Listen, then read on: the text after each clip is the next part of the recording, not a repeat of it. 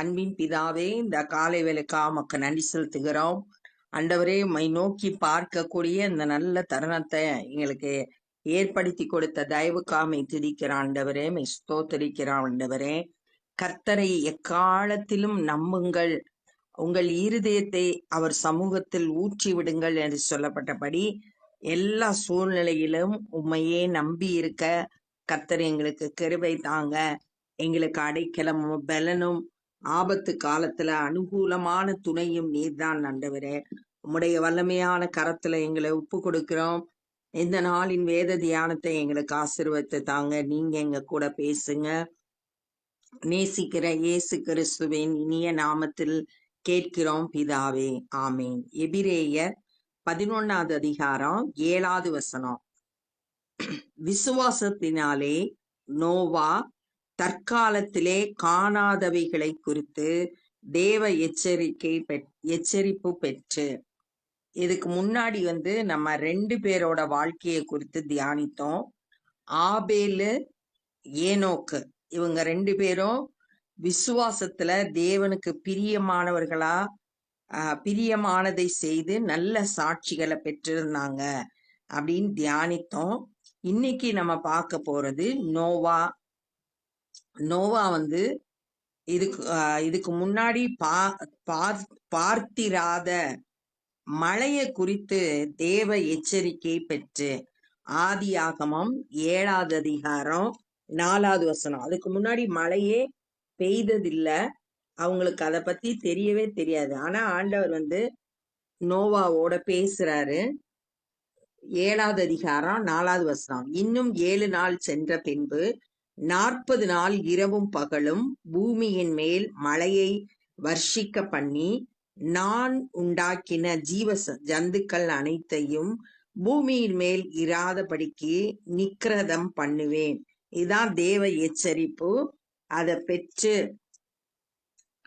பெற்று பயபக்தி உள்ளவனாக்கி அப்படின்றப்ப அந்த வார்த்தைக்கு, கர்த்தருக்கு பயப்படுற பயத்தோடு அந்த வார்த்தைக்கு அப்படியே கீழ்ப்படுகிறார். ஆண்டவர் பேழையை செய்ய சொன்ன மாதிரியே பயபக்தி உள்ளவனாகி அந்த எச்சரிப்பு பெற்ற நோவா அப்படியே கர்த்தருடைய வார்த்தைக்கு கீழ்ப்படிஞ்சு பேழையை செய்து தன் குடும்பத்தை ரட்சிப்பதற்கு பேழையை உண்டு பண்ணினார்.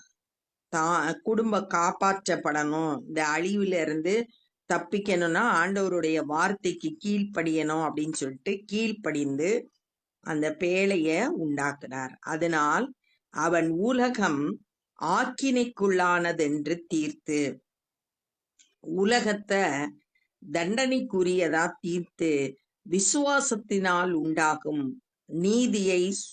நீதிக்கு சுதந்திரவாளி ஆனான். அவன் மழைய பார்க்காட்டாலும் கூட கர்த்தர் சொல்லிட்டாரு, அப்படியே நடக்கும் அப்படின்னு சொல்லிட்டு விசுவாசித்து ஆண்டவர் சொன்ன வார்த்தைக்கு கீழ்ப்படிஞ்சு பேழைய உண்டாக்கி தன் குடும்பத்தோட காப்பாற்றப்பட்டு நோவா விசுவாசத்தினால உண்டாகிற நீதியை பெற்று கொண்டார். விசுவாசத்தினாலே ஆபிரகாம். அடுத்து 2வது நம்ம பார்க்கிறது இந்த நாள்ல ஆபிரகாம குறித்து பார்க்கிறோம். தான் சுதந்திரமாக பெறப்போகிற இடத்திற்கு போகும்படி அழைக்கப்பட்ட போது.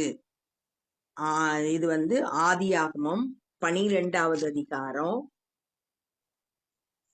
இதுல 1ல இருந்து 4 வரையில் உள்ள வசனங்கள்ல தேவன் ஆபிரகாமோட பேசுறாரு. நீ உன்னோட இனத்தையும் உன் தகப்பன் வீட்டையும் விட்டு நான் காண்பிக்கிற தேசத்துக்கு போ அப்படின்னு சொன்ன உடனே 4வது வசனம் 12:4, கர்த்தர் ஆபிரகாமுக்கு சொன்னபடியே அவன் புறப்பட்டு போனான் அப்படின்னு சொல்லிட்டு சொல்லப்பட்டிருக்கு. அப்ப அந்த அழைத்த போதே கீழ்ப்படிந்து தான் போகும் இடம் இன்னதென்று அறியாமல் புறப்பட்டு போனான். எந்த இடம் அப்படின்னு கூட தெரியாது, ஆனா கர்த்தருடைய ஆண்டவர் சொல்லிட்டாரு அப்படின்னு சொன்னதுக்காக விசுவாசத்தோடு கீழ்ப்படிந்து போற இடம் தெரியாட்டா கூட உடனே கீழ்ப்படிந்து புறப்பட்டான். விசுவாசத்தினாலே அவன் வாக்கு பண்ணப்பட்ட தேசத்திலே, வாக்கு பண்ணின கானான் தேசத்துல பரதேசிய போல சஞ்சரித்து அந்த வாக்குத்தத்தத்திற்கு உடன் சுதந்திரவாளியாகிய ஈசாக்கோடும் யாக்கோபோடும் கூடாரங்களில் குடியிருந்தான். அந்த வாக்கு பண்ணின தேசத்துல அனாதைய போல பரதேசிய போல அலைந்து திரிந்தாங்க. அங்க கூடாரங்கள்ல குடியிருந்தாங்க. உடன் சுதந்திரவாளி ஆபிரகாமோட மகன் ஈசாக்கு, ஈசாக்கோட மகன் யாக்கோபு. அந்த யாக்கோபோடும் ஈசாக்கோடும் கூட கூடாரங்கள்ல ஆபிரகாம் குடியிருந்து வந்தார். ஏனெனில் தேவன் தாமே கட்டி உண்டாக்கின அஸ்திபாரம் உள்ள நகரத்துக்கு அவன் காத்திருந்தான். ஆபிரகாமோட காத்திருப்பு எல்லாம் தேவன் கட்டின உண்டாக்கின அப்படின்னு சொல்லியிருக்கு. ஆண்டவரால கட்டப்பட்டது. பில்டரும் அவர் தான், ஆர்கிடெக்சரும் அவர் தான், அதனோட வடிவமைத்தவரும் அவர் தான். அப்படிப்பட்ட நல்ல உறுதியான அஸ்திபாரம் உள்ள ஒரு நகரத்திற்காக அவன் காத்திருந்தான். இந்த நகரத்தை குறிச்சு வெளிப்படுத்தல் 21வது அதிகாரம் 2வது வசனத்துல சொல்லப்பட்டிருக்கு. யோவானாகிய நான் புதிய எருசலேமாகிய பரிசுத்த நகரத்தை தேவனிடத்திலிருந்து பரலோகத்தை விட்டு இறங்கி வர கண்டேன். அது தன் புருஷனுக்காக அலங்கரிக்கப்பட்ட மணவாட்டிய போல ஆயத்தமாக்கப்பட்டிருந்தது. பரலோகத்திலிருந்து உண்டான ஒரு பெரும் சத்தத்தை கேட்டேன். அது, இதோ மனுஷர்களிடத்தில் தேவனுடைய வாசஸ்தலம் இருக்கிறது, அவர்களிடத்திலே அவர் வாசமாயிருப்பார், அவர்களும் அவருடைய ஜனமாயிருப்பார்கள். தேவன் தாமே அவர்களோடு கூட இருந்து அவர்கள் தேவனாய் இருப்பார். இந்த வானம் பூமியெல்லாம் ஒளிந்து போய் புதிய எருசலேம் ஆகிய பரிசுத்த நகரம் பரலோகத்தை விட்டு இறங்கி வருது. அது மணவாட்டியாகிய கர்த்தருடைய பிள்ளைகளுக்காக ஆயத்தமாக்கப்பட்ட அந்த பரம எருசலேம். அந்த எருசலேமுக்காக, புதிய எருசலேமுக்காக, தேவனால கட்டப்பட்ட அந்த புதிய நகரத்துக்காக ஆபிரகாம் காத்திருந்தான். அப்ப ஆபிரகாமோட காத்திருப்பெல்லாம் பரம கானானை நோக்கி இருந்தது. இந்த உலக தேவைகளுக்காக வாழல, தன்னோட விருப்பம் எல்லாம் அந்த பரம கானானை சந்திக்கிறதுலே இருந்தது. விசுவாசத்தினாலே சாராலும் வாக்குத்தத்தம் பண்ணினவர் உண்மையுள்ளவர் என்று எண்ணி. அடுத்ததாக நம்ம பார்க்கிறது சாராள். ஆண்டவர் வாக்கு பண்ணினாங்க சாராளுக்கு நான் ஒரு குமாரனை கொடுப்பேன் அப்படின்னு சொல்லிட்டு. ஆதியாகமம் 17வது அதிகாரம் 16வது வசனம், 18வது அதிகாரம் 10வது வசனம், இது 2 வசனத்திலையும் சாராளுக்கு நான் ஒரு குமாரனை கொடுப்பேன் அப்படின்னு சொல்லிட்டு தேவன் வாக்கு பண்ணினார். அந்த வாக்கு பண்ணினவர் உண்மையுள்ளவர் என்றெண்ணி, அவர் சொன்னபடி செய்வார் அப்படின்னு சொல்லிட்டு சாராள் விசுவாசித்தாள். கற்பம் தரிக்க பலனடைந்து, அந்த விசுவாசத்தினால வயதான காலத்துல கூட அவ கற்பம் தரிக்கிறதுக்கு பலன் அடைந்தாள். கற்பம் செத்து போயிடுச்சுனாலும் கூட கர்த்தர் மேல வச்சிருக்கிற விசுவாசத்தினால அந்த கற்பம் தரிக்க அவ பலன் அடைகிறாள். வயது சென்றவளாய் இருந்தும் பிள்ளை பெற்றாள். ரொம்ப கஷ்டமா இருந்தா கூட ஆண்டவர் மேல வைத்திருந்த அந்த விசுவாசத்தினால பலன் அடைந்து பிள்ளையை பெற்றாள். ஆனபடியால் சரீரம் செத்தவன் என்று எண்ணத்தகும் ஒருவனாலே, 100 வயதான ஆபிரகாம்னால சரீரம் செத்து போயிற்றுன்னு சொல்லக்கூடிய ஆபிரகாமனால வானத்தில் உள்ள பெருக்கமான நட்சத்திரங்களைப் போலவும் கடற்கரையில் உள்ள எண்ணிறந்த மணலைப் போலவும் மிகுந்த ஜனங்கள் பிறந்தார்கள்.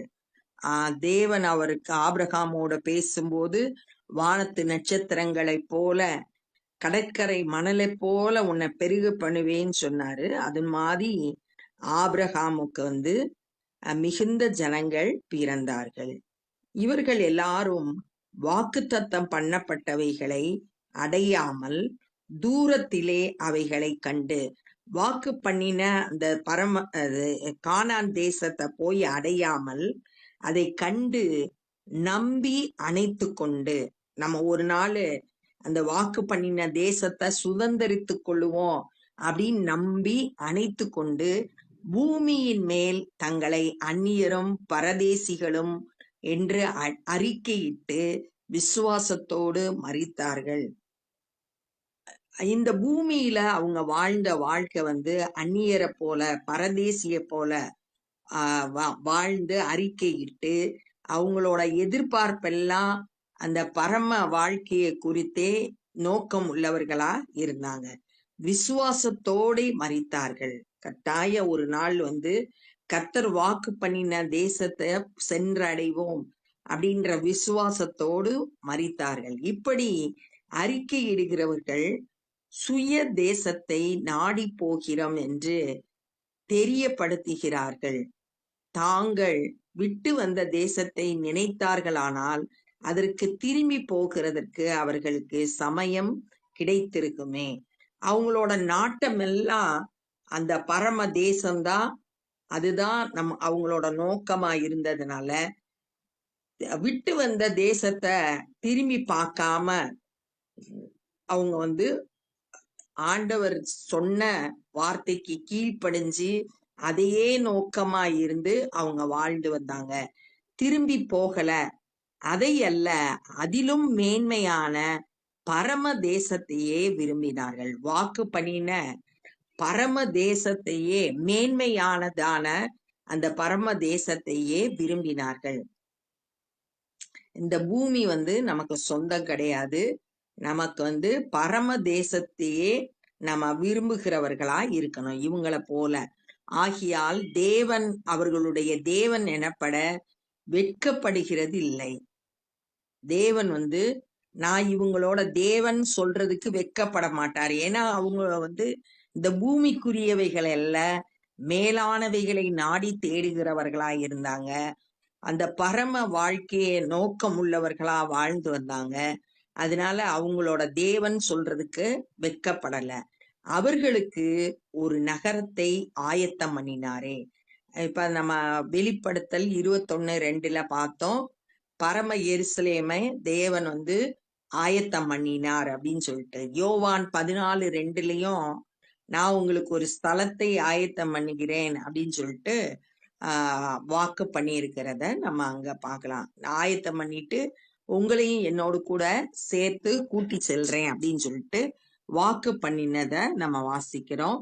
அப்ப நம்மளும் கூட இந்த உலக காரியங்கள்ல விருப்பம் செலுத்தாம அந்த பரம தேசத்தையே நம்ம விருப்பமா கொண்டு அதுவே நம்மளுடைய ஏக்கமா இருக்கும்படியா நம்ம அப்படிப்பட்ட வாழ்க்கை வாழ்கிறவர்களா இருக்கணும்.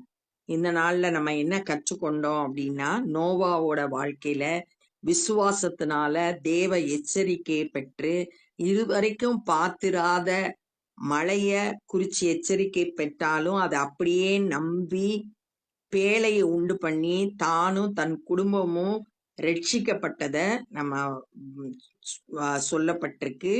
விசுவாசத்தினால நீதிக்கு சுதந்திரவாளி ஆனான். 2வது ஆபிரகாம் எங்க போறோம்னு தெரியாம கூட ஆண்டவர் அழைத்த உடனே அப்படியே கீழ்ப்படிஞ்சு கர்த்தருடைய வார்த்தையின்படி புறப்பட்டு போனாங்க. போன வாக்கு பண்ணப்பட்ட தேசத்துல பரதேசிய போல கூடாரங்கள்ல குடியிருந்தாங்க. ஆனா அவங்களோட எதிர்பார்ப்பெல்லாம் கர்த்தர் அவங்களுக்காக கட்டி ஆயத்தம் பண்ணின நகரத்துக்காக அவர்கள் காத்திருந்தாங்கன்னு பார்த்தோம்.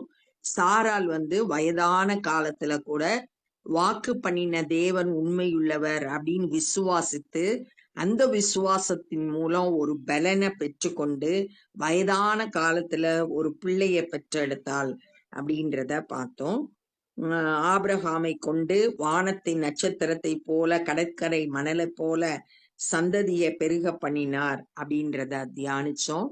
அந்த பூமியில அவங்க அந்நியரும் பரதேசியுமா இருந்தாங்க. ஆனா அவங்க பரம தேசத்தையே விரும்புகிறவர்களாய் இருந்தாங்க, மேன்மையான பரம தேசத்தையே. அதனால தேவன் அவர்களுடைய தேவன் சொல்றதுக்கு வெட்கப்படல. அவங்க திரும்பி போகல, பழைய வாழ்க்கைக்கு திரும்பி போகல. அவங்க பரம தேசத்தையே விரும்புகிறவர்களா இருந்தாங்க. தேவன் அவர்களுக்காக ஒரு நகரத்தை ஆயத்தம் பண்ணினார் அப்படின்றத தியானித்தோம். நம்மளும் அந்த பரம தேசத்தை விரும்புகிறவர்களாய் நமக்கென்று ஆயத்தமாக்கப்பட்டிருக்கிற அந்த தேசத்தை நோக்கம் உள்ளவர்களாய் வாழ இந்த காலை வேளையில நம்மளை அர்ப்பணிப்போம். அன்பின் பிதாவே, இந்த நாள்ல நாங்க தியானித்த இந்த வேத பகுதிக்காய் நன்றி செலுத்துகிறோம். நோவாவை போல கீழ்ப்படிய எங்களுக்கு உதவி செய்ய, உம்முடைய வார்த்தையை விசுவாசிக்க, அந்த வார்த்தையில் சொல்லப்பட்ட சத்தியத்துக்கு கீழ்ப்படிந்து நடக்க கர்த்தர் உதவி செய்ய. ஆபிரகாமை போல தெரியாத ஆண்டவரே என்ன செய்யறது, எங்க போறோம்னு தெரியாம கூட அப்படியே கீழ்ப்படிந்ததை தியானித்தோம். எங்களுக்குள்ளும் அப்படிப்பட்ட ஆண்டவரே கீழ்ப்படிதலை தாங்க. ஆண்டவரே, வயதான காலத்துல சாரால் ஆண்டவரே வாக்கு பண்ணினவர் உண்மையுள்ளவர் என்று பலனடைந்ததை நாங்க தியானித்தோம். நாங்க கடந்து வருகிற சூழ்நிலையில கூட ஆண்டவரே, எல்லா சூழ்நிலையிலும் எங்க நம்பிக்கை உண்மையில இருக்க கிருபை செய்ய. ஆண்டவரே, இந்த உலக ஆசைகளிலிருந்து விடுதலை பெற்று பரம காணானை நாடி தேடுகிறவர்களாய் ஆண்டவரே, மேலானவைகளை நாடி தேட ஏசப்பா எங்க ஒவ்வொருவருக்கும் உதவி செய்ய. ஆண்டவரே, கொஞ்ச காலத்துல ஆண்டவரே நாங்க இந்த உலகத்தை விட்டு கடந்து போக போறோம். இருக்கிற நாட்கள்ல ஆண்டவரே ஒரு பயனுள்ள வாழ்க்கை வாழ கிருபை செய்ய. இந்த நாள்ல சுவிசேஷ பணியை செய்கிற ஒவ்வொருவரையும் கருத்தில் எடுத்து பயன்படுத்துங்க. அநேகர் உம்மை விசுவாசித்து ரட்சிப்பை பெற்றுக்கொள்ள கிருபை தாரும். நாங்களும் ஆண்டவரே மற்றவர்களுக்கு உம்முடைய அன்பை சொல்ல கிருபை தந்து வழி நடத்துங்க.